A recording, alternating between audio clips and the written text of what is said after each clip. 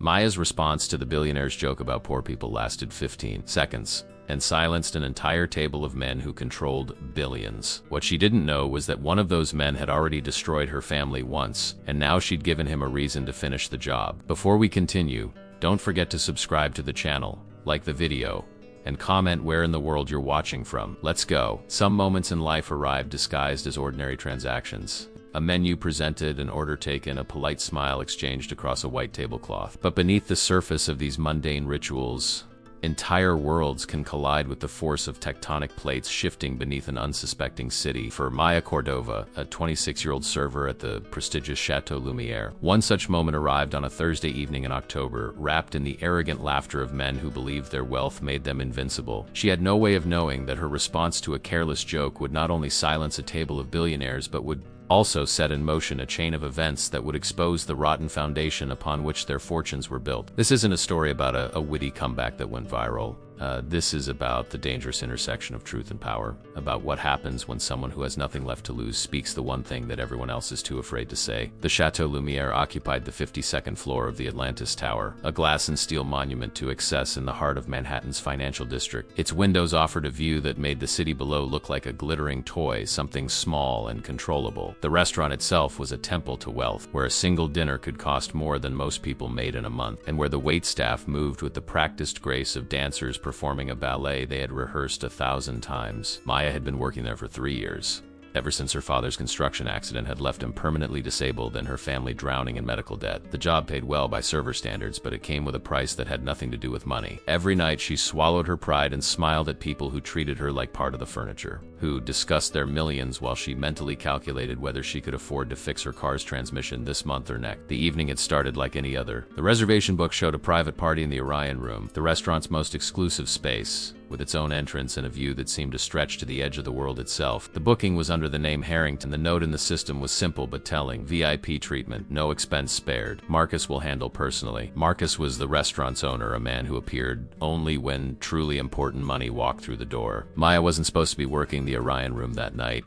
She was assigned to the main dining area where the merely wealthy ate their meals, but Sandra, the senior server who usually handled these exclusive events, had called in sick at the last minute, and Marcus had scanned the floor with his predatory eyes before landing on Maya. "You," he had said, not bothering with her name despite 3 years of employment. Orion Room, 8 guests, black tie service, don't embarrass me. Maya had changed into the formal service uniform, a crisp white shirt, black vest, and tailored trousers that made her feel like she was wearing a costume. She checked her appearance in the staff bathroom mirror, pulling her dark hair back into a severe bun and making sure there wasn't a single wrinkle or stain on her uniform. She looked professional, polished, invisible, exactly what was expected. When she entered the Orion Room at 7:30, the space was already prepared like a stage set. The long table was dressed in ivory linen, set with crystal that caught and fractured the light from the massive chandelier overhead. Each place setting represented more money than she made in a week. The silverware alone could have paid her father's physical therapy bills for a month. She did a final check of the water glasses, adjusted a fork that was a millimeter out of alignment, and positioned herself near the service door, waiting. They arrived in a wave of expensive cologne and louder laughter. 8 men,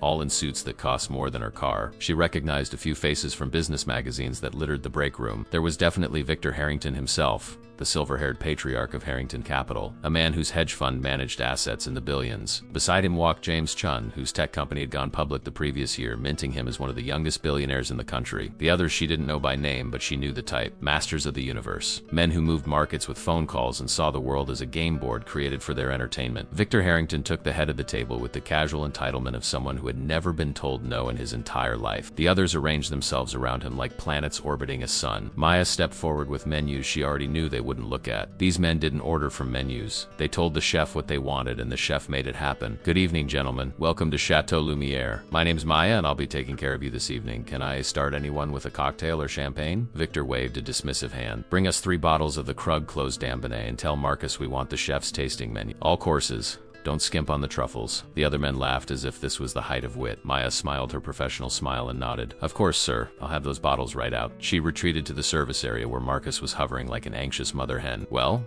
everything perfect? They want 3 bottles of the Krug and the full tasting menu with extra truffles." Maya relayed the information in a neutral tone. Marcus's eyes gleamed. He loved big spenders the way some people love their children. "Perfect. Give them everything they want. Check on them constantly. Make sure their glasses are never empty. This could be a $30,000 night if you don't screw it up." No pressure then, Maya thought. but she kept her face carefully blank. Understood. She returned with the champagne, performing the ritual of the pour with practiced precision. The men barely noticed her. They were already deep in conversation, their voices growing louder as the first glasses were drained and immediately refilled. The tasting menu began to arrive in carefully orchestrated waves. Oysters with champagne foam, foie gras with black truffle, wagyu beef so rare it was nearly translucent. Each course was a small masterpiece that was consumed with barely a glance. Fuel for the real purpose of the evening, which was business disguised as pleasure. Maya moved through the room like a ghost, appearing exactly when needed and fading into the background when not. She was good at her job. She had learned to anticipate needs before they were spoken, to read the subtle cues of body language that signaled an empty glass or a finished course. But more importantly, she had learned to be selectively deaf. The conversations she overheard each night could have filled an insider trading case file, but she had trained herself not to listen, not to remember. It was safer that way. But on this particular night, as the champagne flowed and inhibitions lowered, the conversation at the table began to shift. The business talk gave way to something else, a casual cruelty that wealthy men sometimes indulged in when they believed themselves among peers.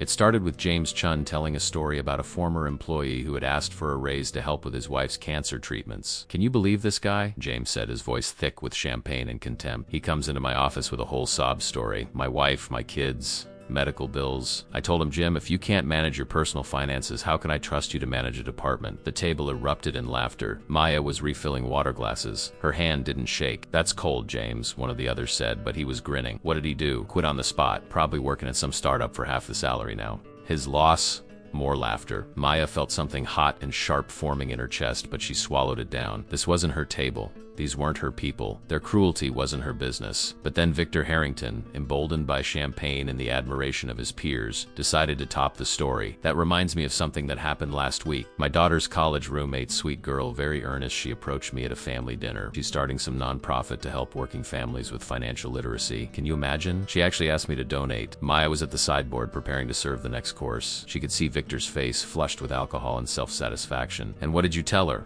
another man asked. "I told her the truth. I said, honey, if poor people understood money, they wouldn't be poor. The real financial literacy is understanding that some people are meant to serve and others are meant to be served. I'm just following the natural order." The table went quiet for half a second and then exploded into raucous laughter. Men slapped the table. Glasses were raised. Someone called Victor a magnificent bastard. And in that moment, something inside Maya Cordova simply broke. It wasn't a dramatic break. It was quiet, final, like the last thread of a rope that had been fraying for years, finally snapping under too much weight. She thought of her father, a man who had worked construction for 30 years, who had literally broken his back building the towers that men like these used as game pieces. She thought of her mother, working 2 jobs to keep their house. She thought of every condescending smile, every dismissive wave, every conversation she had overheard about people like her family being lazy, being stupid, being less than. She walked to the table with the next course on a silver tray. Her hands were steady, her expression was calm, and when she spoke, her voice was clear and controlled, but it carried the weight of 3 years of swallowed words. "Excuse me, Mr. Harrington." The table quieted. Victor looked up at her with mild irritation, as if surprised that the furniture had suddenly developed the ability to speak. "Yes?" Maya set the tray down carefully. "May I offer a correction to your financial literacy theory?" The air in the room changed. 8 sets of eyes turned to her with varying degrees of shock. No one spoke to Victor Harrington this way. No one interrupted the table. Maya continued, her voice perfectly professional, almost conversational. "You said that if poor people understood money, they wouldn't be poor. But that's not quite accurate. The truth is, if wealthy people understood labor, they wouldn't be wealthy. Because your fortune isn't built on your superior financial knowledge, sir. It's built on the superior knowledge you have of how to extract value from other people's work while giving them just enough to survive but not enough to compete with you." The silence that fell over the Orion room was absolute. It was the silence of a world turning upside down. The silence of men who had never, in their entire privileged lives, been spoken to this way by someone they considered beneath them. Victor's face went through a fascinating progression: shock, confusion, and then a dark flush of rage. James Chun's mouth literally hung open. The others looked like they were watching a car crash, horrified and unable to look away. Maya wasn't finished. She had started, and now there was no going back. "The natural order you mentioned isn't natural at all. It's carefully constructed and violently maintained. You pay people like me just enough so we can't afford to quit, but not enough to ever rise. You call it merit when you succeed and personal responsibility when we fail. Ignoring the fact that you started on the finish line while we started in a different country, your financial literacy is actually just generational wealth, insider access, and a legal system that protects your interests. Nothing magical, nothing earned, just inherited power protecting itself." The silence stretched. No one moved. Maya could hear her own heartbeat. She could hear the soft hum of the air conditioning. And then she smiled. her most professional smile, and asked the question that would echo far beyond this room. "Now, shall I tell the chef you're ready for the next course? Or would you like a moment to digest?" The moment stretched like taffy, pulling thinner and thinner until it seemed it must surely break. Maya stood beside the table, her server's posture perfect, her expression professionally neutral, as if she had just asked whether they preferred still or sparkling water rather than dismantling their entire worldview in 3 devastating sentences. Victor Harrington's face had progressed beyond red into a deeper shade of purple that suggested his blood pressure had reached levels normally associated with cardiac events. His hand gripped his champagne flute so tightly that his knuckles had gone white, and Maya found herself wondering with detached curiosity whether the crystal would shatter in his fist. It was James Chun who broke the silence first. His voice came out strangled, half laughing as if he couldn't quite process what had just happened and was trying to convince himself it was some kind of performance art. Did she just ...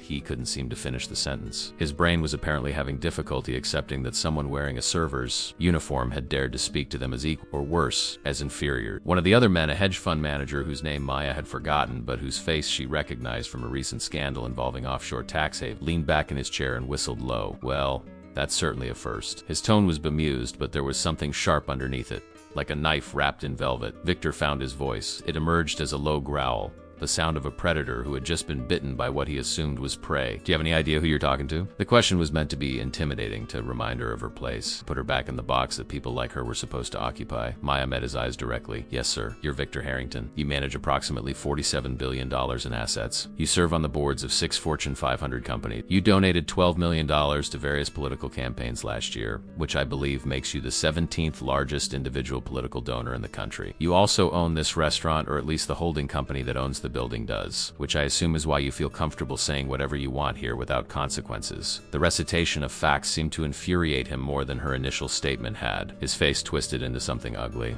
"Then you understand that I could have you fired with a single phone call?" Maya nodded calmly. "Of course. You could have me fired. You could probably make sure I never work in fine dining in this city again. You have that power. That's actually part of my point. The fact that speaking an observable truth to you could destroy my livelihood while you face no consequences for public. Mocking families struggling with medical debt is exactly the system I was describing." She paused and then added with devastating simplicity, "It's also why most people choose to stay quiet. I don't blame them.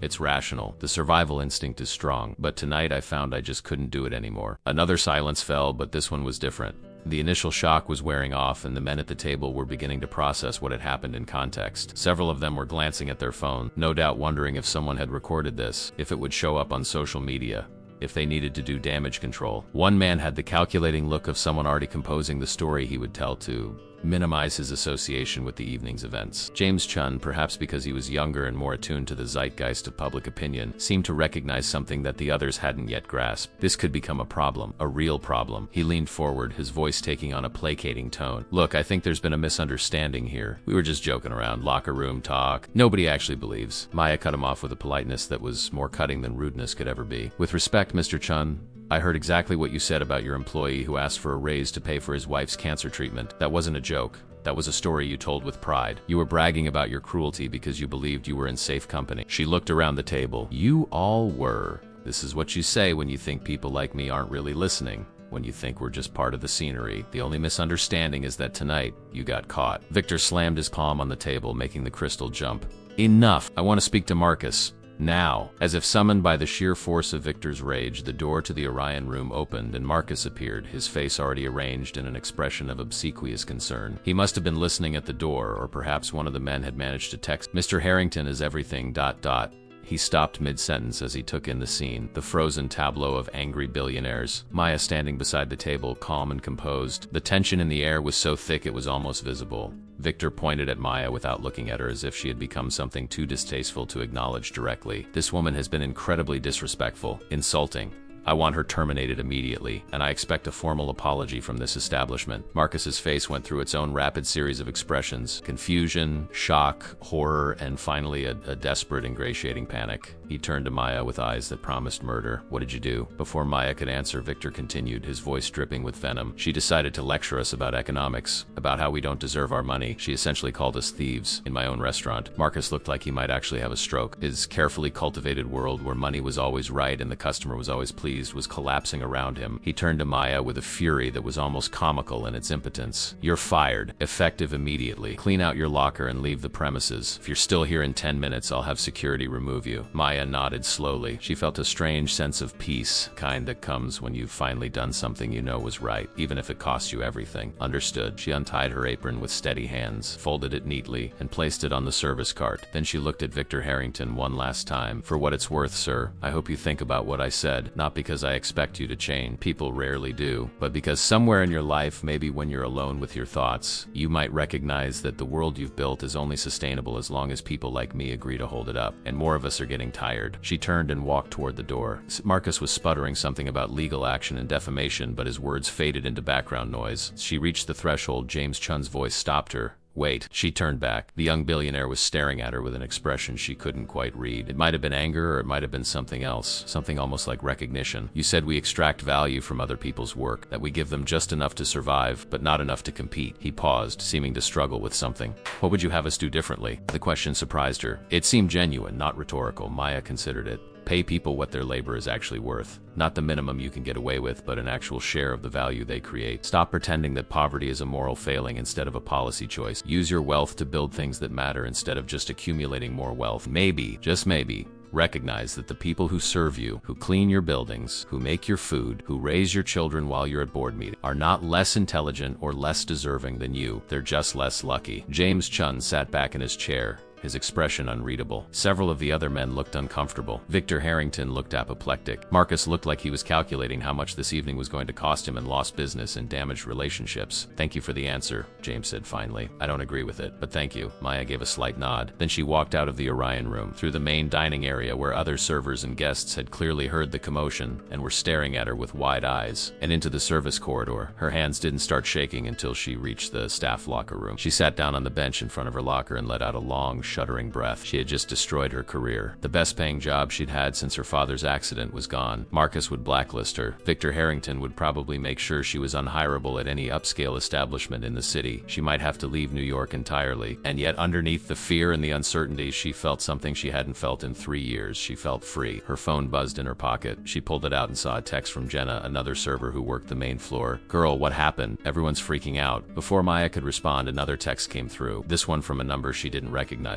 "Miss Cordova. This is Diane Reeves. I'm a reporter with the New York Tribune. I was dining at Chateau Lumiere tonight and witnessed your interaction with Mr. Harrington's party.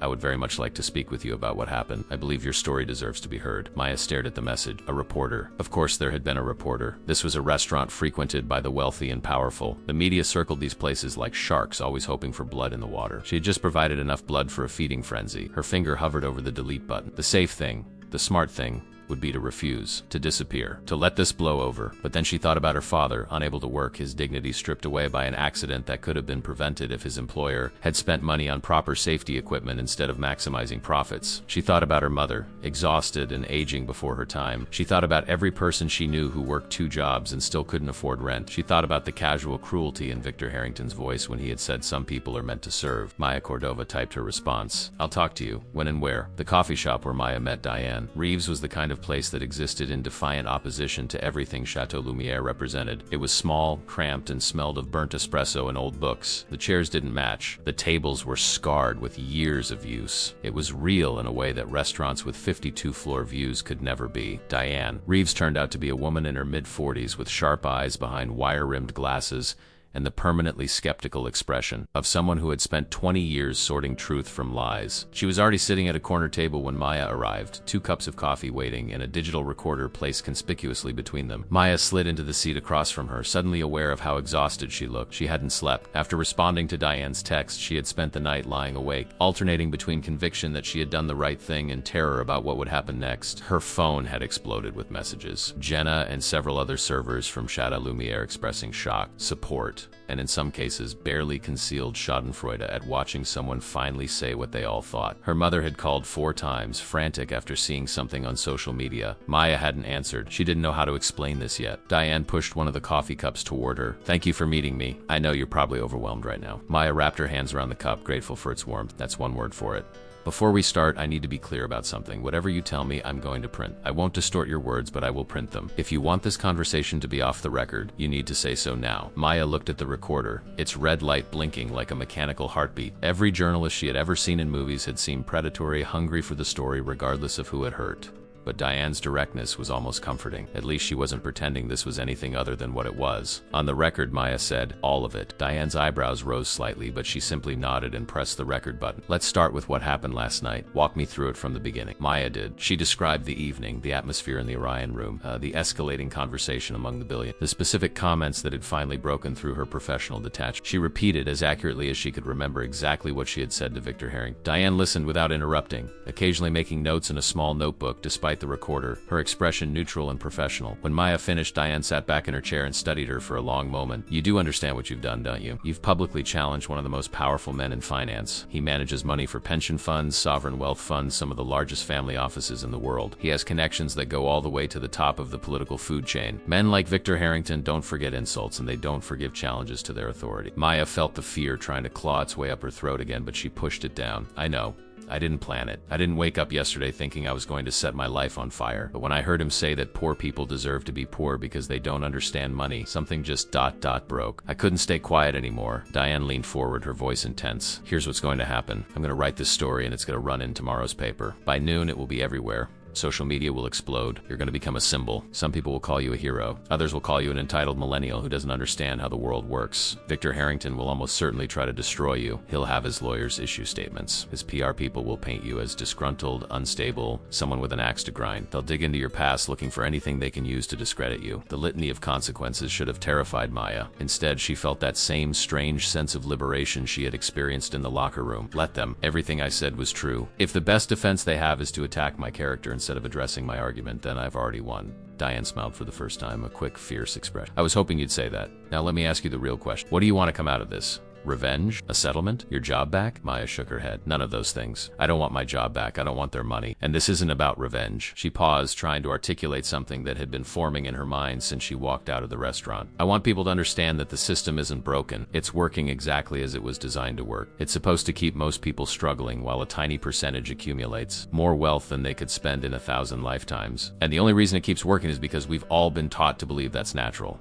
That's merit. That's just how things are. I want people to stop accepting that. Diane was scribbling rapidly in her notebook. This is good. This is really good. She looked up. You said your father was injured in a construction accident. Maya nodded, feeling the familiar tightness in her chest. 3 years ago, a scaffold collapsed. Faulty equipment. The company had been cited for safety violations before, but they never fixed them. Cheaper to pay the fines than to actually make the workplace safe. He's permanently disabled now. Can't work. We lost his income and got buried in medical bills. That's why I took the job at Chateau Lumiere. It was the best money I could make without a college degree. Diane's expression softened with something that might have been sympathy. And the company, the one responsible for your father's acts, they're still operating, still cutting corners, still prioritizing profit over people. Maya's voice was flat, factual. The settlement we got didn't even cover his medical expenses. Their lawyers dragged it out for 2 years. By the time we got anything, my father had already lost his house. That's the system working as designed. Diane wrote something in her notebook and underlined it twice. There was a pause as a barista dropped a tray of mugs behind the counter, the crash making both women jump. When the moment passed, Diane spoke again, her tone more personal than professional. Off the record? Just for a second.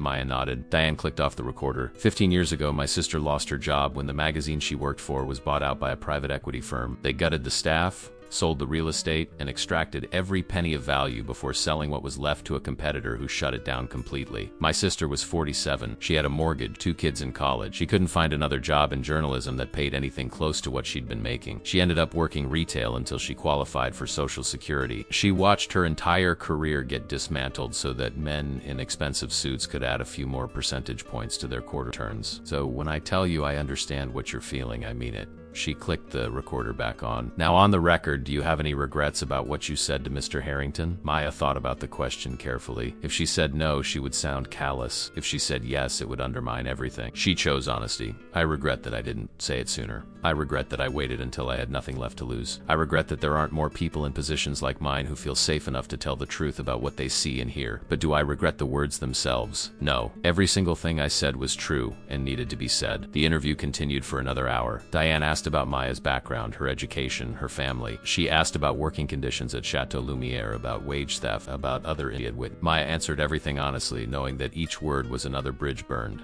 Another door closed. When they finally finished, the coffee shop was emptying out for the afternoon lull. Diane packed up her recorder and stood. "This is going to be front page," she said. "I'm going to write it straight. No editorializing. Just what happened and what you said. But I think you should prepare yourself. After this runs, your life is going to change in ways you can't predict." Maya stood as well, feeling the weight of the day settling into her bones. "It already has." Diane extended her hand and Maya shook it. "For what it's worth, I think you're incredibly brave. Stupid maybe, but brave." Maya laughed, a short, bitter sound. "I'm not sure there's a difference." She left the coffee shop and walked into the bright afternoon sunlight, feeling exposed and vulnerable. Her phone was still buzzing with messages. She ignored most of them, but one made her stop. It was from her father. "Just saw something online. Call me, please." She stood on the sidewalk, people flowing around her like water around a stone, and dialed. Her father answered on the first ring. "Maya, what the hell is going on? People are sharing a video. You're in it. You're arguing with some billionaire. I thought you were working." "I was working," Maya said, "and now I'm not. Can I come over? We need to talk." An hour later, Maya sat in her parents' small living room, the space made smaller by her father's wheelchair and the medical equipment that had become permanent fixtures. Her mother sat on the couch, her face tight with worry. Her father was in his chair, his expression unreadable. She told him everything. Her mother's worry transformed into anger, not at Maya, but at the situation. "They fired you for telling the truth?" Her father was quieter. When Maya finished, he wheeled closer to her and took her hand. His grip was still strong despite everything else the accident had taken from him. "Your grandfather," he said, his voice rough with emotion, "worked in the steel mills for 40 years. He had a saying, 'A man who's afraid to speak is already beaten.' I thought about that a lot after my accident. I thought about how I stayed quiet when I saw violations, when I knew things were unsafe because I was afraid of losing my job. And then I lost everything anyway." He squeezed her hand. "What you did took more courage than I've ever had. I'm proud of you." Maya felt tears burning in her eyes. "What if I've made everything worse? What if they come after you because of me?" "Then we fight," her mother said firmly. "Together. That's what families do." They sat together in the fading afternoon light.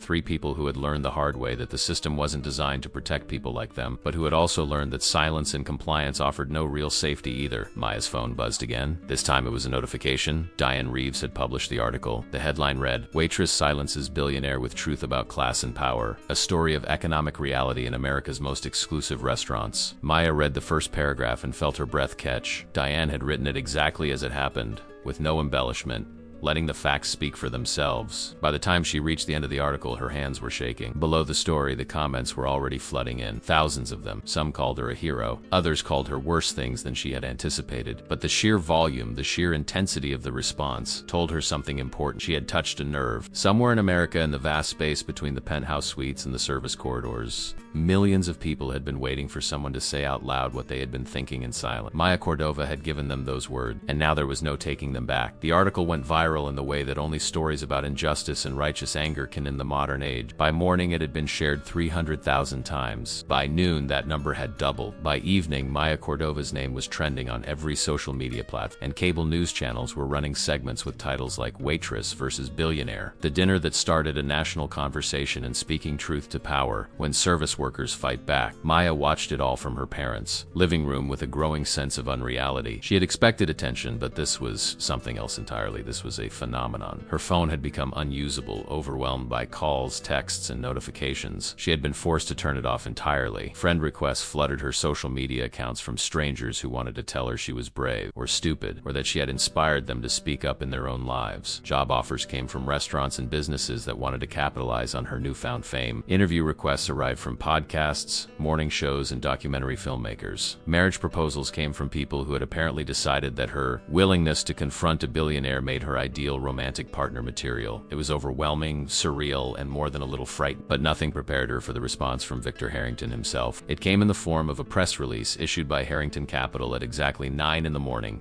carefully timed to catch the morning news cycle. Maya read it on her father's laptop, her mother looking over her shoulder. The statement was a masterclass in corporate damage control. It began by expressing disappointment that a private dinner conversation had been mischaracterized and taken out of context. It claimed that Mr. Harrington had been engaged in satirical commentary about economic misconceptions, and that his remarks had been meant ironically to highlight the absurdity of certain stereotypes. The waitress in question, the statement continued, had apparently misunderstood the nature of the conversation and had responded in a manner that was both unprofessional and inappropriate. The statement went on to note that Harrington Capital had a long history of philanthropic work, supporting numerous charities focused on economic mobility and education. It listed donations, programs, and initiatives with dollar amounts that made Maya's head spin. The implication was clear. How dared this ungrateful server accuse a man who had given so much back to society of being cruel or exploitative? The statement concluded with a paragraph that made Maya's blood run cold. While we respect everyone's right to their opinions, it is unfortunate when individuals use their platforms to spread misleading narratives that may damage reputations built over decades of hard work and ethical business practices. We trust that the public will consider the full context and recognize the difference between a momentary misunderstanding and a sustained pattern of character and contribution to society. It was brilliant, really. Victor Harrington hadn't denied what he said. He had simply reframed it as satire, as intellectual commentary that a mere waitress was too unsophisticated to understand. He had positioned himself as the victim of a misunderstanding,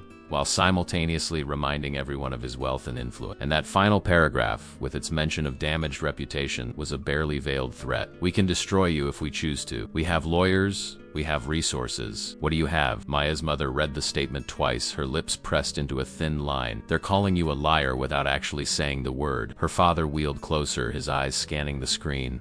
It's a power play. They're trying to control the narrative. The question is, what are you going to do about it? Maya stared at the words on the screen, feeling the weight of them. This was the moment Diane Reeves had warned her about. The pushback, the machine of wealth and influence grinding into motion to crush the threat she represented. She could back down, issue an apology, claim she had misunderstood, and fade back into obscurity. Or she could fight. Before she could answer, her father's phone rang. He glanced at the screen and frowned. It's blocked, probably a reporter. He answered anyway, putting it on speaker. Hello? This is Robert Chun, James Chun's father. I'd like to speak with Maya Cordova if she's available. The room went silent. Maya's heart began to hammer. Robert Chun was a legend in business circles, a first-generation immigrant who had built a manufacturing empire from nothing and whose son, James, had taken that foundation and transformed it into a tech dynasty. What could he possibly want with her? I'm here, Maya said, her voice steadier than she felt. Miss Cordova, I won't take much of your time. I'm calling because I was at dinner with my son last night. Told me what happened at Chateau Lumiere. He told me what you said. There was a pause, and Maya braced herself for another attack. Another powerful man defending his tribe. And I wanted to tell you that you were right. The words hung in the air like something solid and impossible. Her father's eyes widened. Her mother's mouth opened in shock. Maya found herself unable to form a response. Robert Chun continued, his voice carrying the weight of years and hard-won wisdom. I came to this country with nothing. I worked in factories, I saved every penny. When I started my own business, I remembered what it was like to be on the bottom, to be treated as disposable. I tried to build something different. I paid my workers well. I gave them benefits. I treated them with dignity. And you know what happened? I was successful anyway. Imagine that. You can be wealthy and ethical at the same time. He paused again, and when he spoke, his voice was tinged with sadness. But my son's generation, they don't remember struggle. They were born on third base and think they hit a triple. James told me about the employee who asked for a raise for his wife's cancer treatment. He told me that story like it was funny, like it proved he was smart and tough. I was ashamed. My own son, and I was ashamed. Maya didn't know what to say. This was so far outside of what she had expected that her mind was struggling to catch up. Praikundai. Let me finish. Robert's voice became firmer. Victor Harrington is going to try to bury you. He's already started with that press release. It's what men like him do when they're threatened. They have teams of lawyers and PR professionals whose only job is to protect their image. You're one person, but you don't have to be alone in this. What are you saying? Maya asked. I'm saying I want to help. I have resources, I have connections, I have a law firm on retainer that makes Victor Harrington's lawyers look like public defenders. If you're willing to keep fighting, to keep telling the truth, I'll make sure you have the support to do it. There has to be a catch, Maya said. People like you don't just offer help for free. Robert Chun laughed, a dry sound. You're right to be suspicious. Yes, there's a reason I'm doing this.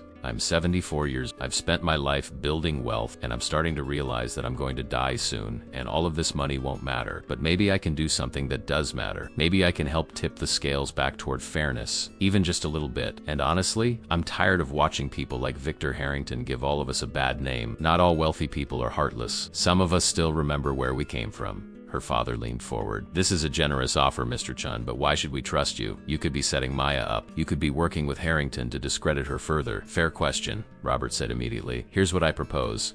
I'll have my attorney, Sarah Winters, contact you. She's one of the best in the city. She'll review everything with you. No commitment required. If you decide you don't want my help, that's fine.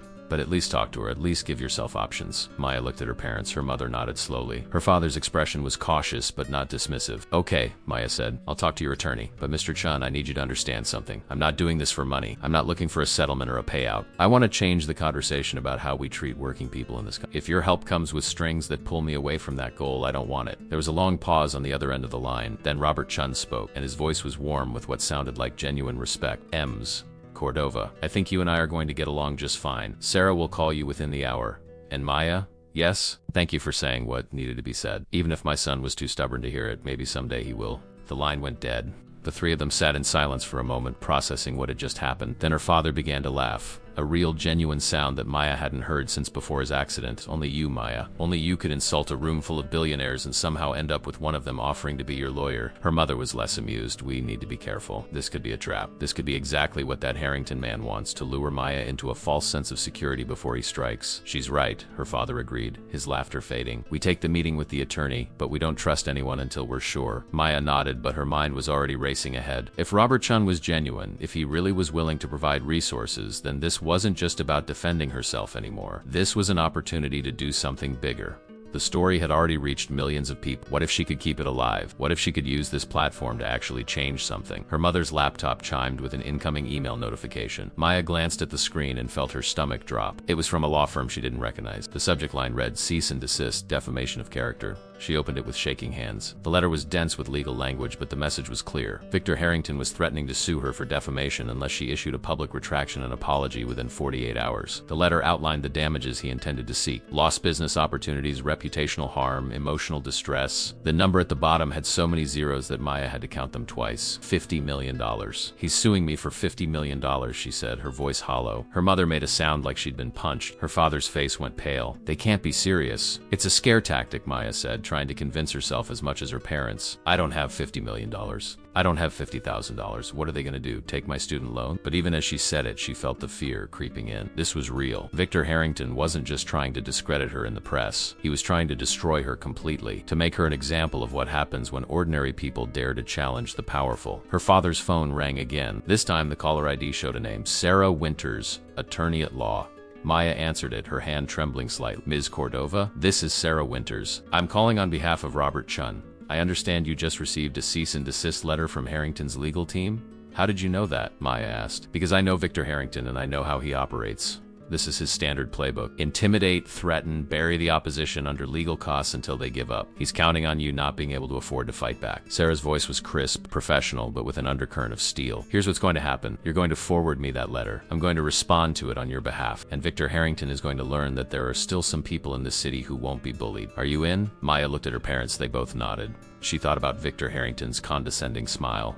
She thought about his words. Some people are meant to serve and others are meant to be served. She thought about every person working 2 jobs who would never be able to speak up because they didn't have a Robert Chun offering them help. Yes, Maya said. I'm in. Sarah Winters arrived at Maya's parents' house exactly 3 hours after that phone call, carrying a leather briefcase that probably cost more than Maya's car, and wearing a suit that announced competence before she even opened her mouth. She was in her early 50s, with silver streak, dark hair pulled back in a severe bun, and eyes that assessed everything with the precision of a surgeon examining a patient. She shook hands with each of them, her grip firm and businesslike, and declined the offer of coffee with a polite smile that suggested she hadn't come for pleasantry. Let's get right to it, Sarah said, settling into the armchair that Maya's father indicated. She pulled out a folder from her briefcase and placed it on the coffee table. I've reviewed the cease and desist letter from Harrington's attorneys. It's exactly what I expected. Aggressive, threatening, designed to terrify you into compliance. But here's what they're not telling. Defamation requires proving that you made false statements with malicious intent. Everything you said at that dinner was either demonstrably true or was clearly stated as opinion. Said he mocked families struggling with medical debt,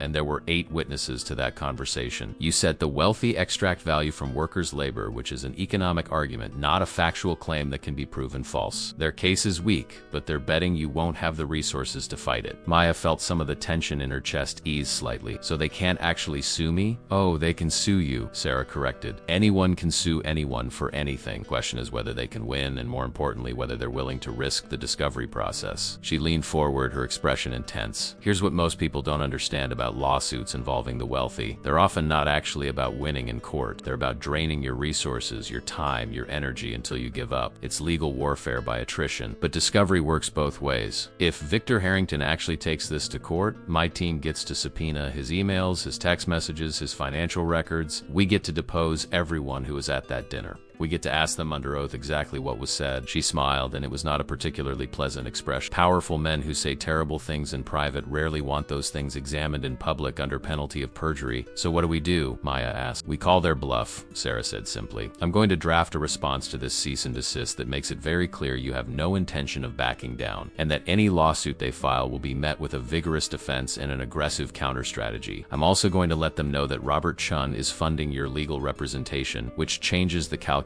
considerably. They thought they were going after a waitress with no resources. Now they're going after a waitress backed by someone with comparable wealth and much better publicity. Her mother spoke up, her voice uncertain. What if they still sue? What if this becomes a years-long court battle? Then we fight it, Sarah said. And we use every moment of it to keep the public's attention on the issues Maya raised. That's the real battle here. It's not actually about defamation law. It's about whether the national conversation stays focused on economic inequality in the treatment of workers, or whether it gets diverted into a legal sideshow where Maya is painted as the aggressor. We control that narrative by being proactive, not reactive. Over the next 2 hours, Sarah outlined a strategy that was part legal defense, part public relations campaign, and part social movement building. She talked about filing complaints with the labor board about working conditions at Chateau Lumiere. She discussed connecting Maya with worker advocacy groups and unions who could amplify her message. She mentioned the possibility of testifying before Congress if any committees showed interest in holding hearings on wage inequality and worker treatment. It was dizzying, overwhelming, and more than a little terrifying. Maya had gone from serving food to potentially becoming the face of a movement, and she wasn't entirely sure she was equipped. When Sarah finally left, Maya sat in silence with her parents. The afternoon had faded into evening, and the living room was filled with shadows. I'm in over my head, Maya said quietly. Of course you are, her father replied, but that's not a reason to stop. Every important change in history was started by someone who was in over their head. The difference between the ones who succeeded and the ones who failed was whether they were willing to keep swimming. Her mother reached over and took Maya's hand. We're with you, whatever you decide. If you want to fight this, we fight. If you want to walk away, we'll support that too. This is your choice. Maya thought about the thousands of comments she'd seen on the article.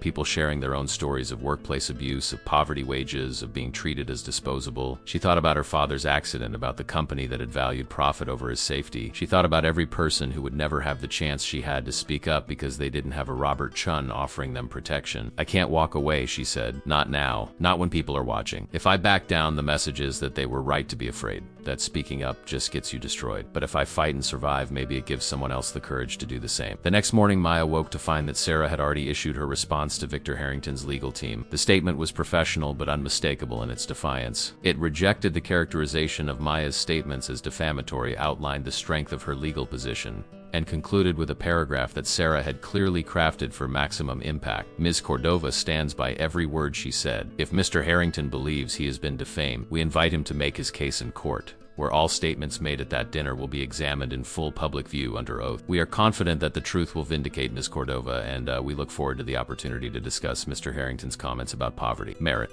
and the natural order of society in a legal setting where such discussions are subject to the penalties of perjury. The media erupted. Headlines screamed about the David versus Goliath legal showdown. Cable news segments debated whether Maya was brave or foolish. Op-ed writers weighed in on both sides. Conservative commentators called her an ungrateful radical who didn't understand basic economics. Progressive voices hailed her as a hero who had finally said what millions of workers were thinking. The story had evolved beyond a single incident at a restaurant. It had become a referendum on class, power, and whether ordinary people had the right to challenge the wealthy without being destroyed for it. Maya's phone, which she had finally turned back on, became a constant stream of notifications. But now, mixed in with the random messages, there were also contacts from legitimate organizations. The National Restaurant Workers Union wanted to feature her story in their next organizing campaign. A documentary filmmaker offered to tell her story as part of a larger project about economic inequality. 3 separate publishers reached out about book deals. It was surreal and exhausting, and Maya found herself constantly torn between the desire to use this platform for something meaningful and the fear that she was becoming a commodity, a symbol that people wanted to use for their own purposes. Sarah helped her navigate it, screening requests and identifying which opportunities aligned with Maya's goals versus which ones were simply trying to capitalize on her notoriety. Through it all, Victor Harrington remained conspicuously silent. His legal team didn't respond to Sarah's statement. He didn't appear on television to defend himself. He simply retreated behind the walls of his wealth and waited. It made Maya nervous. Men like Victor Harrington didn't just give up when challenged. They regrouped, strategized, and struck back when their opponent least expected it. The blow came 5 days after Sarah's response, and it came from a direction Maya hadn't anticipated. A gossip website known for its aggressive tactics and loose relationship with journalistic ethics published an article titled "The Real Maya Cordova: A Closer Look at the Waitress Who Attacked a Billionaire."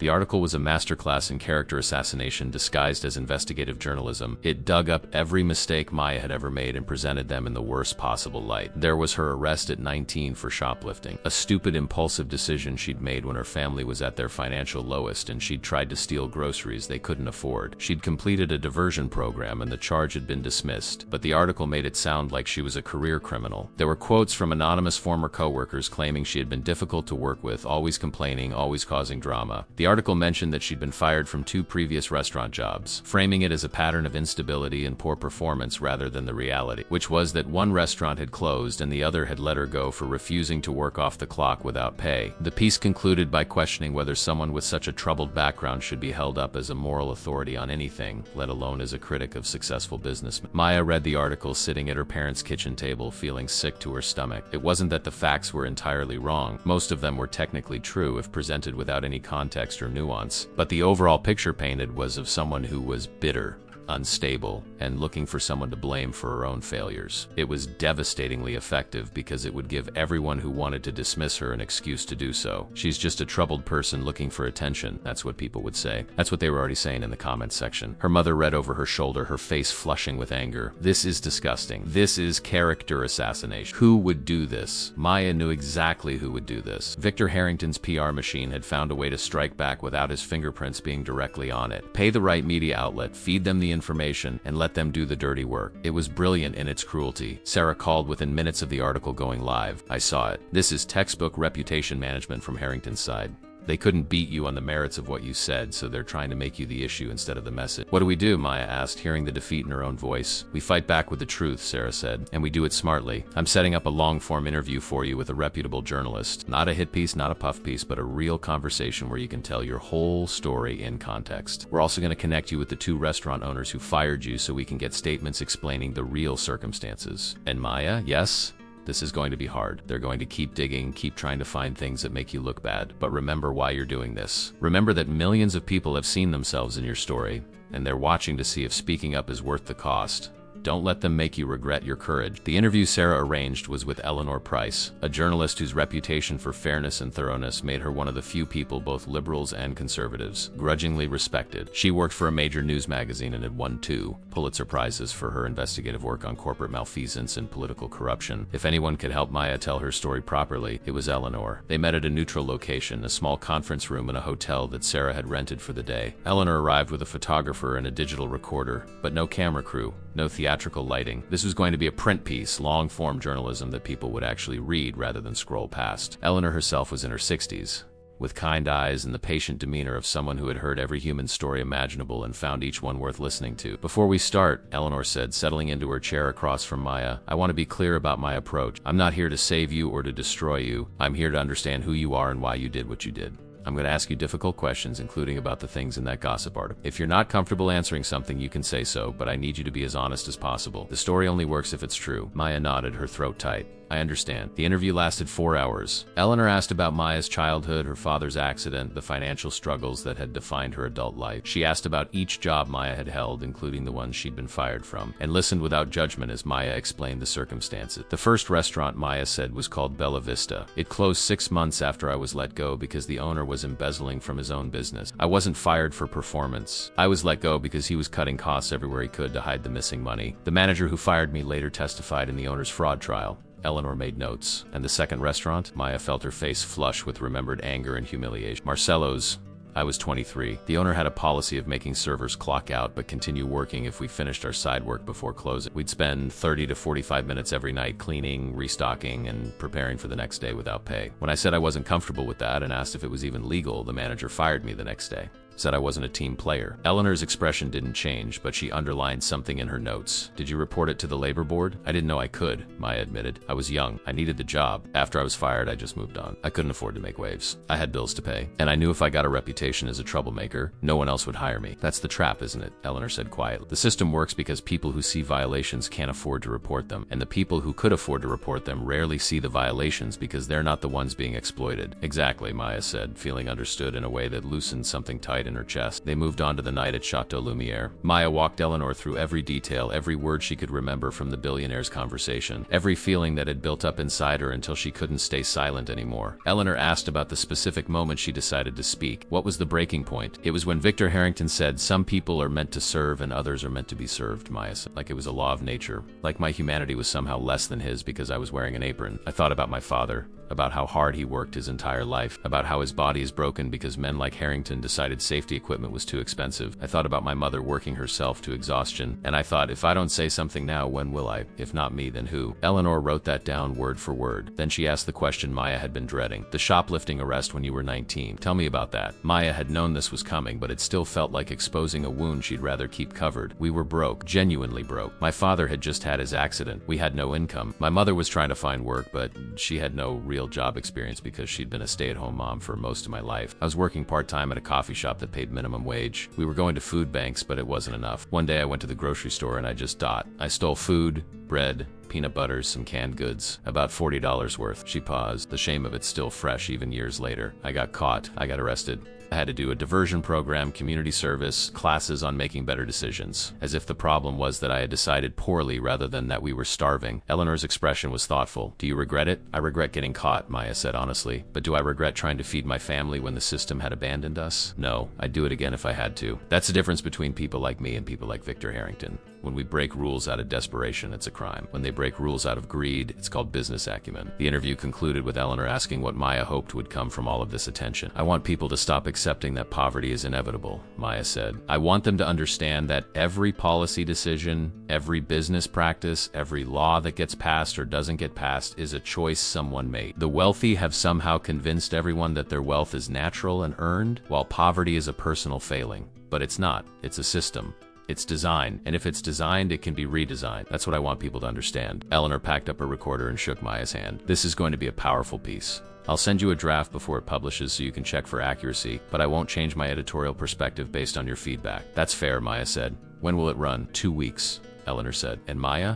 Prepare yourself. The response to this is going to be even bigger than the response to the first article. You're about to become a very public person whether you want to be or not. Eleanor was right. When the article published 2 weeks later under the headline, "The Waitress Who Said What America Was Thinking," the full story of Maya Cordova, it dominated the news cycle for days. The piece was 10,000 words of detailed, compassionate, unflinching journalism. Eleanor had tracked down the manager from Bella Vista who confirmed Maya had been a good employee let go during the owner's financial fraud. She'd gotten documentation of the wage theft at Marcello's and reported it to the labor board herself, noting in the article that the restaurant was now under investigation. She'd interviewed Maya's parents, her former co-workers, even one of the other diners who had been at Chateau Lumiere that night and had witnessed the entire confrontation. The article didn't shy away from Maya's arrest, but it contextualized it within the broader story of a family destroyed by medical debt and a social safety net that had failed them. Eleanor had even gotten one of the billionaires from that dinner to speak on the record. It was James Chun who admitted that he had been bothered by the encounter ever since. "I've been thinking about what she said," James was quoted as saying, "about how we extract value from workers' labor. I don't agree with her politics, but I can't stop thinking about the man I fired, about whether I could have handled it differently. Maybe that's the point. Maybe we should be thinking about it." The article went beyond just defending Maya. It used her story as a launching point for a broader examination of wealth inequality, worker exploitation, and the growing divide between America's richest and everyone else. Eleanor had interviewed economists, labor organizers, and policy experts. She had pulled data on wage stagnation, CEO compensation, and the declining power of unions. She had created not just a profile of Maya, but a comprehensive look at the economic reality that had produced someone like Maya who had nothing left to lose and everything to say. The response was seismic. Worker advocacy groups organized rallies in major cities with thousands of people showing up to demand better wages and working conditions. The hashtag "Some Are Meant to Serve" began trending, used ironically by service workers sharing their own stories of mistreatment and exploitation. Several restaurants and retail chains, clearly reading the room and recognizing the PR nightmare this could become, announced raises in their starting wages and improved benefits packages. Politicians from both parties suddenly discovered their passion for workers' rights. with competing proposals for minimum wage increases and labor law reforms flooding state legislatures and Congress. But the backlash also intensified. Conservative media personalities called Maya a communist agitator who wanted to punish success. Business groups warned that her rhetoric was dangerous and would destroy the economy. And Victor Harrington, who had been silent for weeks, finally responded with a carefully orchestrated media appearance. He chose a friendly interview on a business news network where he knew the questions would be sympathetic. Sitting in his penthouse office with the city skyline behind him, he presented himself as the reasonable voice being attacked by an angry mob. "I've been in business for 40 years, he said, his voice calm and measured. "I've created thousands of jobs. I've helped pension funds earn returns that support retirees. I've donated hundreds of millions to charity, and now I'm being vilified because of a conversation taken out of context by someone with a criminal record and an axe to grind." The interviewer nodded sympathetically. "It seems like successful people are being made into villains these days." "That's exactly right," Victor said. "We've created this culture where achievement is suspicious and envy is celebrated. This young woman, Ms. Cordova, she's angry about her circumstances, and I sympathize with that. But the solution isn't to tear down the people who have succeeded. It's to create opportunities for more people to succeed themselves. And we can't do that if we're demonizing the job creators." It was a masterful performance, hitting all the talking points that would resonate with his base of support. He was the victim of political correctness run amok, the successful businessman being unfairly attacked by resentful failures. Maya watched the interview from her parents' living room and felt her anger rekindling. "He's rewriting history," she said, "making it sound like I attacked him unprovoked when he was the one mocking families with medical debt." Sarah, who was there reviewing legal documents, looked up. "This is what powerful people do when they can't win on the facts. They change the facts. But we have something he doesn't. We have the truth and we have momentum. Public opinion is shifting. The question is whether we can sustain it." That night, Maya couldn't sleep. She lay in her childhood bedroom, staring at the ceiling, feeling the weight of everything that had happened. In 3 weeks, her entire life had been transformed, gone from anonymity to being recognized on the street. She had lost her job but gained a platform. She had made enemies of some of the most powerful people in the country. But she had also inspired millions of ordinary people to believe that speaking up was possible. The congressional hearing was something Maya had never imagined in her wildest dreams. Yet there she sat at a long table in a wood-paneled room in Washington, D.C., facing a semicircle of senators from the Committee on Health, Education, Labor, and Pensions. The room was packed with reporters, activists, and curious spectators who had lined up hours before the doors opened. Camera flashes popped like small explosions, and the air was thick with anticipation. The committee chair, Senator Patricia Morrison from Vermont, had invited Maya to testify about worker treatment in the restaurant industry as part of a broader investigation into wage theft and labor violations. It was an opportunity that Sarah had nearly insisted Maya accept, despite her reservations. Senator Morrison gavelled the hearing to order, her voice carrying the authority of someone who had spent 30 years in public service. "Ms. Cordova, thank you for being here today. Your story has clearly resonated with millions of Americans. We're interested in hearing about your experiences in the service industry and what they reveal about the broader challenges facing working people in this country." Maya adjusted the microphone in front of her, acutely aware that every word she said would be recorded, analyzed, and potentially used against her. She had spent 3 days preparing with Sarah, practicing responses to anticipated questions, learning to navigate the political minefield of congressional testimony.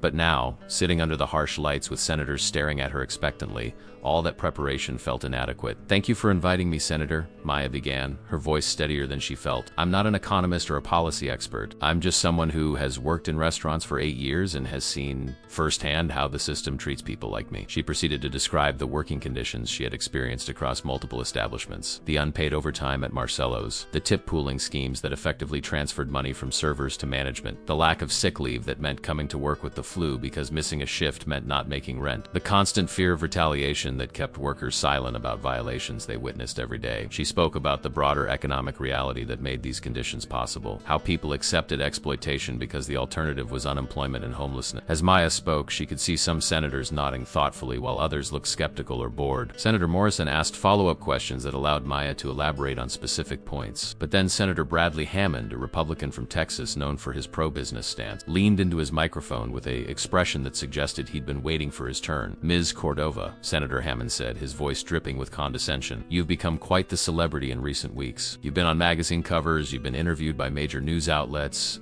and now you're testifying before Congress. That's quite a journey for someone who just a month ago was serving food. Isn't it possible that you're exaggerating your experiences to maintain this newfound attention?" Maya felt her anger flare but forced herself to remain calm. "Senator, I didn't ask for any of this attention. I simply spoke the truth about what I witnessed. If that truth is uncomfortable for some, perhaps the problem isn't with me speaking it, but with the reality I'm describing. But you have benefited from it, haven't you? Hammond pressed. You've received financial support from wealthy benefactors.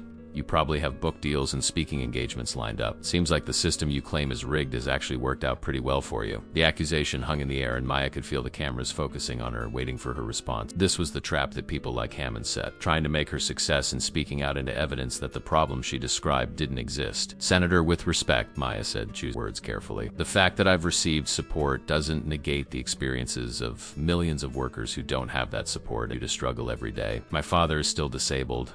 My mother still works 2 jobs. The only thing that's changed for my family is that we're not drowning quite as fast as we were before. And yes, I've been fortunate to have people help. But the question isn't whether I personally am okay now. The question is whether we're okay with a system where speaking basic truth about economic reality requires someone to have a billionaire backing them up, or else they get destroyed. The committee room erupted in murmurs. Senator Morrison gavelled for order while Senator Hammond sat back, his expressions sour. The rest of the hearing continued with questions from other senators, some genuinely interested in understanding the issues, others clearly looking for sound bites they could use for political purposes. When it finally concluded 3 hours later, Maya felt exhausted but also oddly exhilarated. She had held her ground. She had spoken her truth on one of the biggest stages in American politics. As she left the hearing room, she was immediately surrounded by reporters shouting questions. Sarah guided her through the crowd with practiced efficiency, declining all requests for comment until they were safely in a car heading back to the hotel. You did well in there, Sarah said. Hammond tried to rattle you and you didn't take the bait. But I did take the bait, Maya replied. I let him make me defensive. I shouldn't have engaged with his premise that my situation somehow invalidates the broader problem. Sarah shook her head.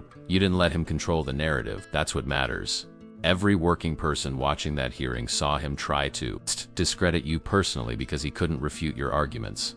That's a win. Back at the hotel, Maya collapsed onto the bed, her phone already buzzing with messages. The hearing had been live-streamed and clips were already circulating on social media. Most of the response was positive, with people praising her composure and her response to Senator Hammond. But there was also the predictable backlash from those who saw her as a troublemaker or worse. One message, however, caught her attention. It was from an unknown number with a New York area code. Ms. Cordova, my name is Marcus Chun. I'm James Chun's younger brother. I know you have no reason to trust anyone with my last name, but I have information about Victor Harrington that you need to see. Information that explains why he's so determined to destroy you. If you're willing to meet, I can show you documents that will change everything.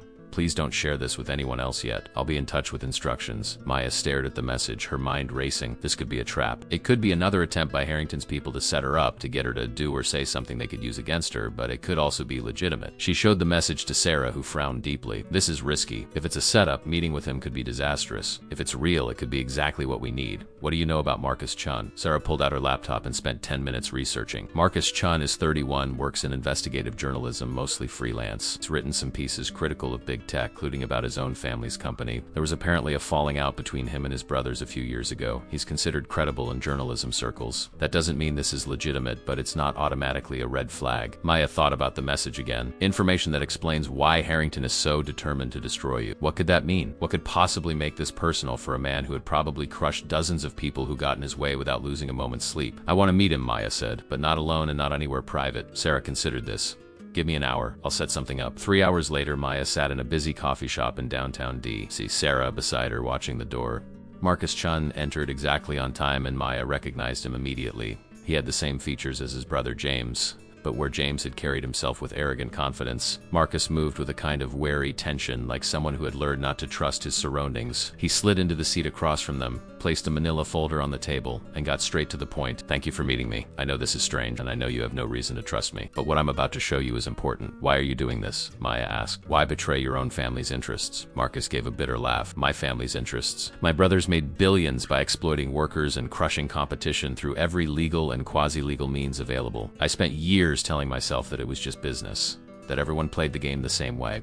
But then I started actually investigating the companies they acquired, the people whose lives were destroyed. I couldn't keep lying to myself, so I left. My father still talks to me. My brothers think I'm a traitor. He opened the folder and pulled out several pages of documents. These are internal communications from Harrington Capital from 15 years ago. I obtained them through a source I cannot reveal, so they're not admissible in court, but they're real. He slid the first page across the table. It was an email from Victor Harrington to his head of security, dated 2009. The subject line read, Cordova matter. Maya's breath caught. Cordova? Her last name? 15 years ago? The email was brief but chilling. The subject, Cordova, has been making noise about workplace safety at the Madison Street site.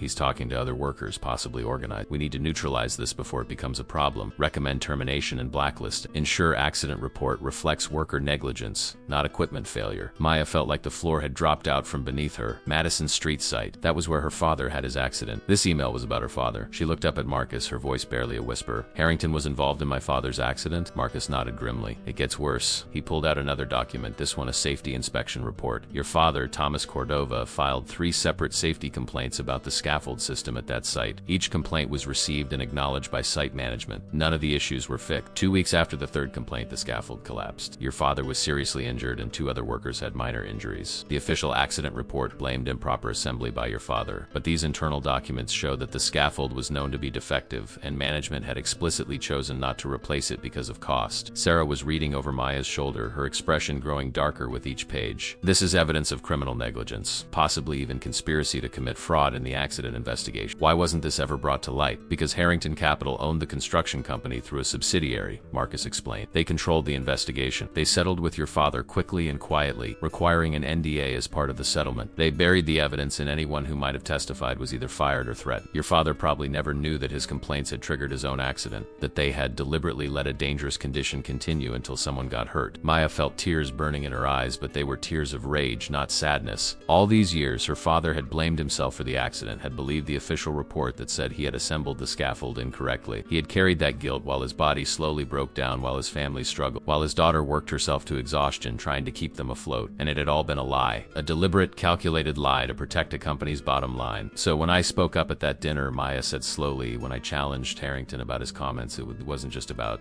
protecting his reputation. It was about preventing someone with the name Cordova from getting a public platform. He recognized my name. He knew who I was. Exactly, Marcus confirmed. I don't think he realized it was you at first. But once his people started digging into your background, once they made the connection to Thomas Cordova, everything changed. This stopped being about a disrespectful waitress and became about protecting a 15-year-old cover-up. If your family ever connected the dots, if they ever realized that Harrington Capital was responsible for your father's accident, it could open up criminal investigations, civil lawsuits, and public relations disasters that would cost him billions. Sarah was already making notes, her mind clearly racing through the legal implications. This changes everything. If we can verify these documents, if we can find other witnesses or records, we don't just have a defamation. We have grounds for criminal charges, fraud, conspiracy. We could bring down not just Harrington, but his entire organization. Maya sat in the coffee shop long after Marcus Chun had left, the folder of documents resting on the table like a bomb waiting to detonate. Sarah had already begun the process of verification, making calls to contacts and construction oversight agencies and worker safety organizations. Every document Marcus had provided appeared genuine, but they needed independent confirmation before they could move forward. Maya's mind kept returning to a single devastating image: her father in his wheelchair, carrying the guilt of his own accident for 15 years, believing he had been careless, believing he had failed his family through his own negligence. The truth was so much worse. He had been careful. He had been responsible. He had tried to protect himself and his co-workers by reporting violations, and that diligence had marked him for destruction. The decision about what to do with this information weighed on Maya like a physical burden. She could go public immediately, release the documents to the press, and watch Victor Harrington's empire burn. The thought was tempting.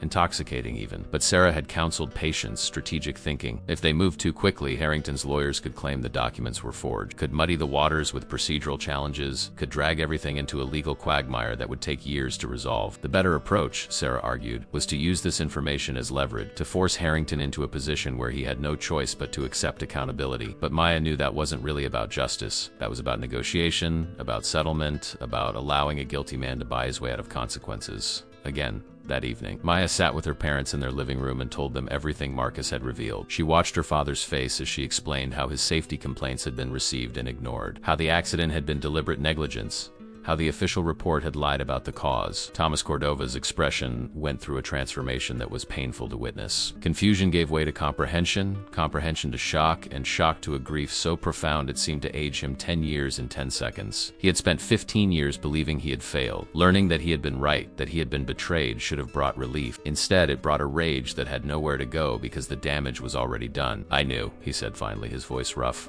"I knew that scaffold was bad. I inspected it myself before we started work that day. I told the foreman it wasn't safe. He told me to use it anyway or I'd be replaced by someone who would, so I used it. And when it collapsed, when I woke up in the hospital and they told me I'd assembled it wrong, I thought maybe I'd made a mistake. Maybe I'd been careless. Maybe it was my fault." He looked at Maya with eyes that held 15 years of accumulated pain. I blamed myself. Every day watching you and your mother work yourselves to death to keep us afloat, I blamed myself. And it wasn't even my fault. Her mother was crying, silent tears streaming down her face. What are we going to do? She asked. What can we do? We can make him pay, Maya said, and the words came out harder than she intended. We can expose what he did. We can make sure everyone knows that Victor Harrington didn't just exploit workers in the abstract. He deliberately endangered my father's life to save money, then covered it up with lies. Sarah had warned against this approach, but sitting there with her broken father and exhausted mother, Maya felt the strategic considerations falling away. This wasn't about winning a case or managing public opinion anymore. This was about 15 years of stolen life, about justice that had been denied for far too long. Against Sarah's advice, Maya reached out to Diane Reeves, the reporter who had first told her story. They met the next morning and Maya handed over copies of the documents Marcus had provided. Diane spent 6 hours verifying them, making calls, tracking down former employees of the construction company who could corroborate the details. When she finally looked up from her laptop, her expression was grim. This is bigger than I thought. If these documents are accurate and everything I've confirmed suggests they are, Victor Harrington is guilty of criminal negligence at minimum, possibly conspiracy to commit fraud. This could end him. The story ran 2 days later with the headline, "The Accident That Explains Everything." How Victor Harrington's company destroyed Maya Cordova's family years before she ever served him coffee. It was devastating in its detail and impossible to dismiss as hearsay. Diane had found 2 other workers from that construction site who confirmed Thomas Cordova's safety complaints. She had obtained copies of the original complaint forms from a sympathetic source in the Construction Oversight Agency. She had documentation showing that the settlement agreement with Thomas had included an NDA that prevented him from discussing the accident or the conditions that caused it. The article drew a direct line from that accident to Maya's confrontation with Harrington at Chateau Lumiere, revealing it not as a random incident but as the intersection of 2 narratives that had been on a collision course for 15 years. The response was immediate and explosive. Construction Oversight Agency announced it was reopening the investigation into the accident. The district attorney's office issued a statement saying they were reviewing the evidence for potential criminal charge. Worker safety advocates called for a comprehensive investigation into all of Harrington Capital's construction subsidiary. And Victor Harrington, for the first time since this entire saga began, looked genuinely vulnerable. His PR team issued a statement calling the allegations completely false and promising vigorous legal action against anyone who republished them. But the statement felt desperate rather than authoritative, the response of someone who knew the walls were closing in. For 3 days, the story dominated every news cycle. Other victims began coming forward, workers from other Harrington-owned companies who had been injured and then silenced. A pattern emerged of systematic safety violations, aggressive settlement tactics, and NDAs that buried evidence of wrong. The financial markets responded predictably. Harrington Capital's stock price dropped 15%. Investors began demanding answers. Board members started distancing themselves from Victor personally. The fortress of wealth and power that had seemed impregnable just weeks ago was developing cracks. Then came the moment that Maya would remember for the rest of her life. Her father's phone rang and the caller ID showed a number that Sarah later confirmed belonged to Victor Harrington's personal cell phone. Thomas looked at Maya, his hand hovering over the phone. "Should I answer?" "Answer it," Maya said. "Put it on speaker." Her father accepted the call and Victor Harrington's voice filled the room, smooth and controlled despite the circumstances. "Mr. Cordova, this is Victor Harrington. I believe we need to talk." There's a long pause. Thomas seemed to be struggling with what to say, so Maya spoke up. "This is Maya Cordova, Mr. Harrington. My father is here, along with my mother and our attorney. Whatever you have to say, you can say to all of us." There was a brief silence on the other end, and Maya imagined Harrington recalibrating his approach. "Very well. I'm calling to discuss a resolution to this unfortunate. I have a proposal that I believe will be beneficial for everyone involved." "Let me guess," Maya said. "You want to offer us money to go away. You want another NDA, another settlement that buries the truth and lets you continue business as usual." Harrington's voice took on an edge. "Mr. Cordova, I'm offering your family financial security, real security, enough money that your father can receive the best medical care available, that your mother can retire, that you never have to work another service job in your life. All I'm asking in return is that we resolve this matter privately and move forward. It's a generous offer. It's conscience money." Maya shot back. "You're trying to buy your way out of consequences. Again, that's what you did 15 years ago, and it worked because my father didn't know any better, but we know better now. We know what you did, and we're not going to let you buy silence.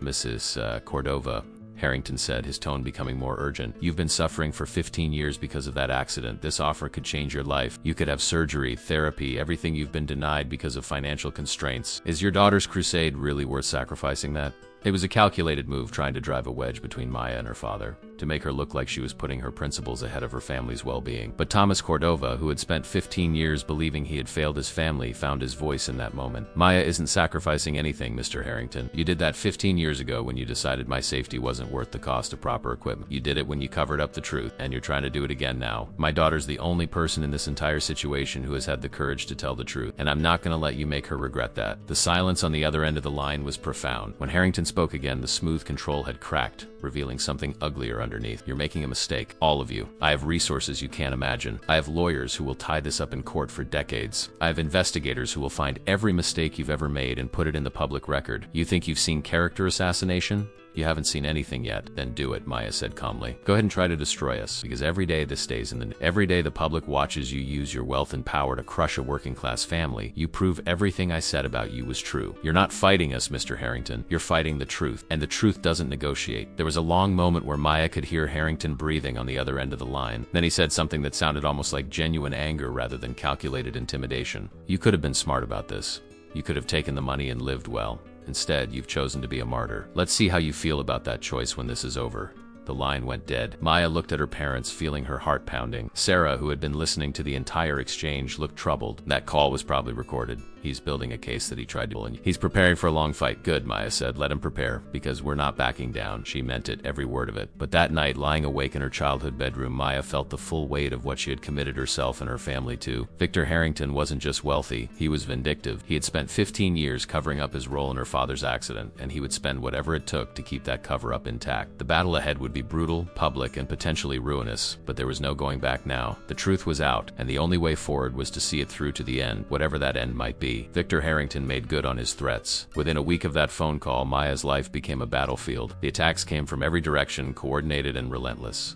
Anonymous sources leaked to friendly media outlets that Maya had been in contact with Robert Chun before the incident at Chateau Lumiere, suggesting the entire confrontation had been a setup from the beginning. The story was false, but it spread quickly among people who wanted to believe it. Op-eds appeared in major business publications arguing that Maya represented a dangerous new trend of workers weaponizing social media to extort wealthy employers. Social media accounts that appeared legitimate but were likely managed by PR firms flooded comment sections with attacks on Maya's character, her family, and her motivations. The legal assault was even more comprehensive. Harrington's attorneys filed a defamation suit not just against Maya but against Diane Reeves, the Tribune, and even Robert Chun for his financial support of Maya's legal defense. The suit sought $200 million in damages, a number so absurdly large it was clearly meant to intimidate rather than reflect any actual harm. Simultaneously, they filed motions to seal the documents Marcus had provided, arguing they were obtained illegally and couldn't be used as evidence. They sued the Construction Oversight Agency to prevent the release of any records related to Thomas Cordova's accident. They even attempted to have the district attorney's investigation shut down on procedural ground. It was legal warfare on a scale that would have bankrupted anyone without substantial backing. Sarah and her team worked 18-hour days just to keep up with the flood of motions and filing. But something unexpected happened. The aggressive legal tactics that were meant to overwhelm Maya instead galvanized support for her. Worker advocacy groups organized massive rallies in New York, Los Angeles, Chicago, and dozens of smaller cities. Tens of thousands of people showed up carrying signs that read, "Some are meant to serve," with Maya's face printed underneath. The National Restaurant Workers Union launched a nationwide organizing drive using Maya's story as a rallying cry. Membership applications surged. Several large restaurant chains faced strikes and walkouts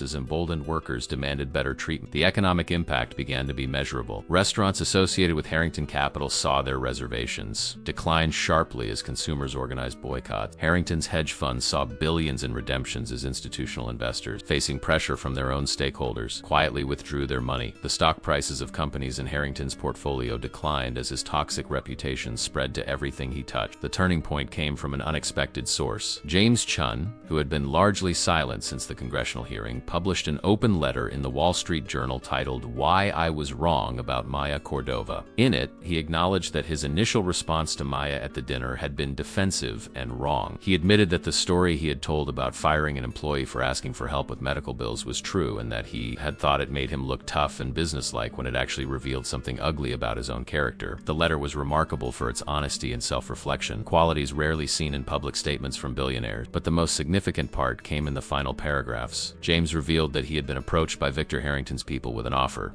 publicly denounced Maya in exchange for favorable terms on a business deal his company was pursuing. James had initially considered it, viewing it as a simple transaction, a small public statement in exchange for significant financial benefit. But thinking about what Maya had said about systems of power protecting themselves, he realized that accepting Harrington's offer would make him complicit in exactly the kind of corruption Maya was fighting against. "I am announcing today that my company will be implementing immediate changes to our employment practices, including substantial raises for our lowest paid workers, comprehensive health benefits with no waiting period, and the establishment of an independent worker advocacy board with real power to investigate complaints. These changes will cost our company approximately $60 million annually. I believe it is money we should have been paying all along. Additionally, I am personally contributing $20 million to Maya Cordova's legal defense fund, not because I agree with everything she says, but because I believe she has earned the right to say it without being destroyed by people who have the resources to make her disappear." The letter detonated like a bomb in the business community. For a billionaire, particularly one of James Chun's generation and profile, to not only acknowledge wrongdoing but to financially commit to making amends was almost unprecedented. It shifted the narrative in a way that no amount of grassroots organizing could have achieved. If even one of the men at that dinner was admitting Maya was right,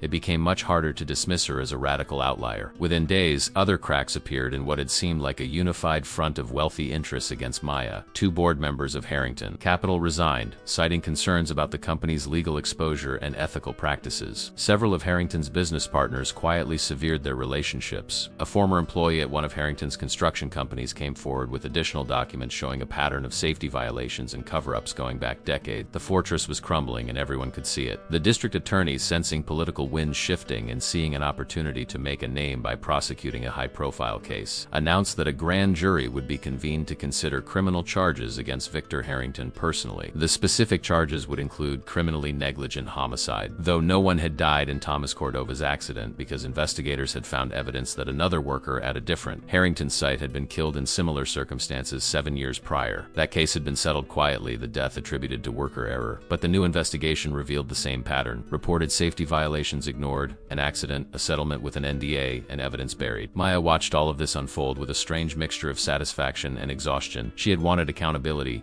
had wanted the truth to matter, and it was happening. Victor Harrington, one of the most powerful men in American finance, was facing real consequences for his actions, but the cost had been staggering. Maya hadn't worked in 2 months, living off the support provided by Robert Chun's foundation. Her family had been subjected to constant media attention, reporters camping outside their home, photographers following them to medical appointments. The stress had taken a visible toll on all of them, particularly her father, who looked frailer every day despite finally receiving proper medical care.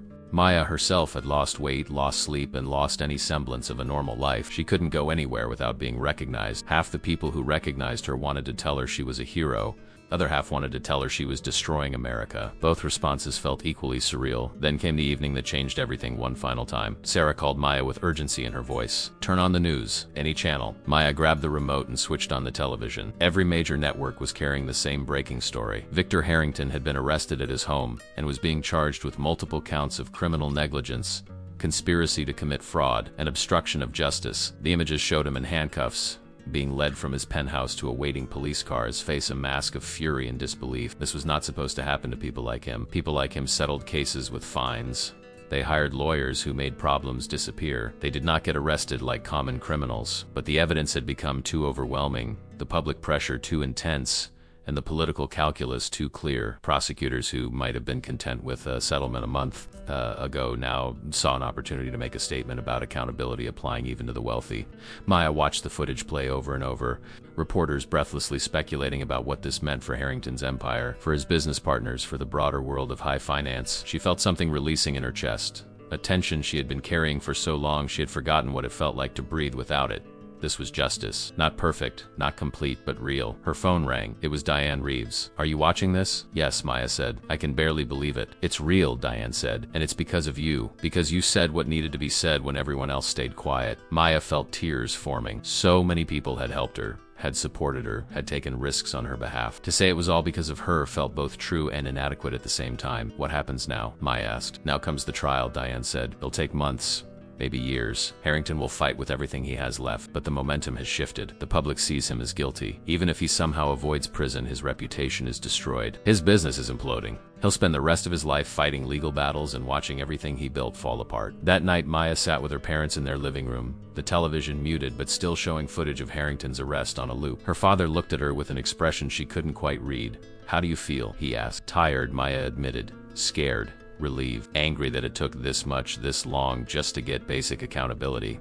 I keep thinking about all the people who don't have what I had, who don't have a Robert Chun or a Sarah Winters, who speak up and just get crushed without anyone noticing." Her mother took her hand. "Then we make sure people keep noticing. We use what happened here to make it easier for the next person. That's how change works. Not one big moment, but lots of small moments building on each other." 6 months later, Maya stood in a small office in downtown Brooklyn looking out the window at the street below. The office belonged to the Worker Justice Initiative, a nonprofit organization that had been founded in the wake of her story with the specific mission of providing legal support and advocacy for workers facing retaliation, wage theft, and unsafe conditions. Maya was its director, a position she had accepted after careful consideration and with the understanding that she was still learning how to do this work. The organization was funded by a combination of grants, individual donations, and a substantial contribution from Robert Chun, who had proven to be genuine in his desire to use his wealth to create change rather than simply maintain power. The legal proceedings against Victor Harrington were ongoing, grinding through the criminal justice system with the slowness that characterized all complex white-collar cases. He had been released on bail, $10 million posted without hesitation, but his empire was in ruin. Harrington Capital had lost more than half its assets under management. Several of his board members had flipped, cooperating with prosecutors in exchange for immunity. His construction subsidiaries had been sold off in fire sales. The man who had once managed $47 billion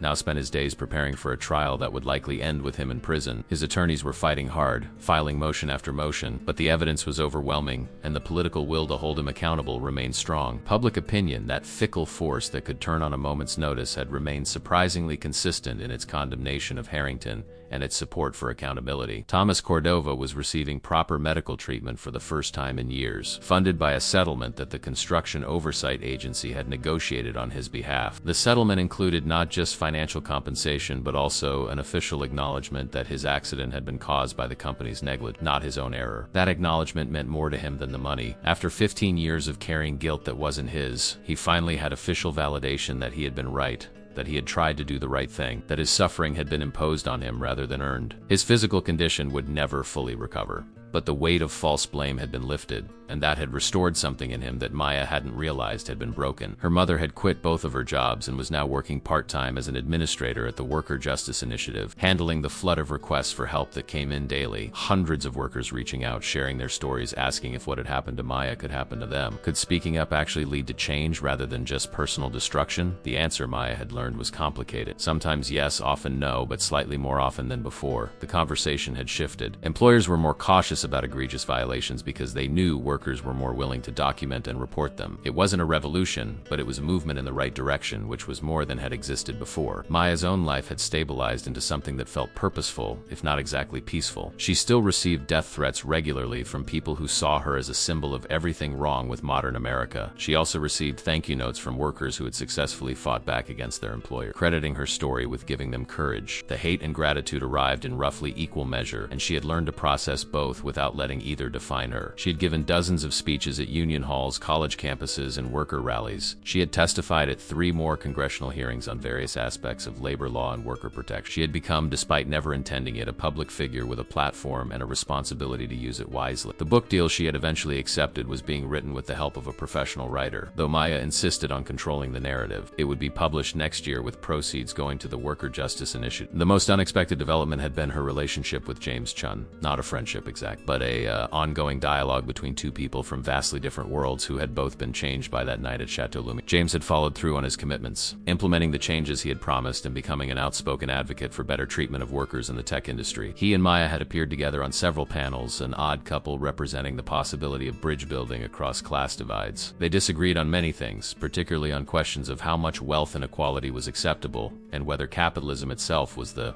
problem or just its current implementation, but they shared a belief that the status quo was unsustainable and that people in positions of power had a responsibility to use that power ethically. It was a starting point, and Maya had learned to value starting points even when the destination remained unclear. The anniversary of the dinner at Chateau Lumiere arrived on a cold Thursday in October. Maya had been invited to give a keynote speech at a labor conference in Chicago, but she had declined. Instead, she spent the day with her family, just the three of them, reflecting on everything that had changed and everything that hadn't. Her father looked better than he had in years, his eyes clearer, his spirit less burdened. Her mother looked younger, the exhaustion that had defined her face for so long finally beginning to fade. They had survived, not unscathed, not without cost, but they had survived and even found a kind of peace. "We did it," her father said as they sat together in the evening. "We actually did it. We held them accountable. We made it matter." "Not just us," Maya replied. "Thousands of people did it. We just happened to be the match that lit the fire, but the fire was already there, waiting. All those people who were angry, who were tired, who were ready for someone to say what they were all thinking. We gave voice to something that already existed." Later that night, Maya sat alone at her desk in the small apartment she now rented, looking through the messages that had accumulated in her inbox. Stories from workers who had won settlements after reporting violations. Stories from people who had lost their jobs for speaking up, but who didn't regret it because they had told the truth. Stories from young people who said they had been inspired to pursue careers in labor organizing or workers' rights law. Each story was a small victory, a tiny shift in the balance of power between those who owned and those who worked. None of them alone would change the system. Together they were building something new, something better, brick by brick. Maya thought about Victor Harrington, about the moment at that dinner when she had decided to speak instead of staying silent. She thought about how easily she could have just served the coffee, collected her tip, and gone home. How that single choice to speak had cascaded into everything that followed. She didn't regret it. Even knowing the cost, even understanding how much easier her life would have been if she had stayed quiet, she didn't regret it, because some things matter more than ease. Some truths are worth the price of telling them. And sometimes when someone with nothing left to lose speaks a truth that everyone knows but no one says, it can crack open a door that powerful people have spent generations keeping locked. The story of Maya Cordova and Victor Harrington would be told and retold, analyzed in business schools and labor studies program, debated in opinion pages and comment sections. But the real story wasn't about two individuals. It was about the millions of people who saw themselves in Maya's courage and began to believe that they too could speak up. It was about the slow, difficult work of building a more just society, one confrontation at a time, one truth spoken at a time, one person willing to risk everything for what was right. Maya turned off her computer and looked out the window at the city lights. Somewhere out there, in another restaurant, another office, another workplace, someone else was facing the same choice she had faced. Stay quiet and stay safe, or speak up and face the consequences. She couldn't make that choice for them, but she could show them it was possible to survive it,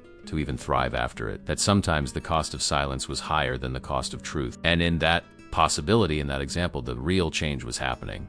Not in courtrooms or congressional hearings, but in the hearts of ordinary people who were learning that they deserved better, and that demanding better was not just their right, but their responsibility. Victor Harrington had said some people are meant to serve, and others are meant to be served. Maya had proven him wrong. She had shown that every person has dignity, has value, and has the power to challenge systems that treat them as less than fully human. The system wouldn't change overnight. Power would continue to protect itself. But the conversation had shifted, the boundaries had moved, and what had once seemed impossible now seemed merely difficult. That was progress, that was hope, and that was worth everything it had cost. Maya Cordova had entered Chateau Lumiere as a waitress serving billionaires. She had left as something more powerful, a person who refused to accept that her place in the world was determined by someone else's convenience. And in that refusal, in that moment of speaking truth when silence would have been easier, she had helped change the world.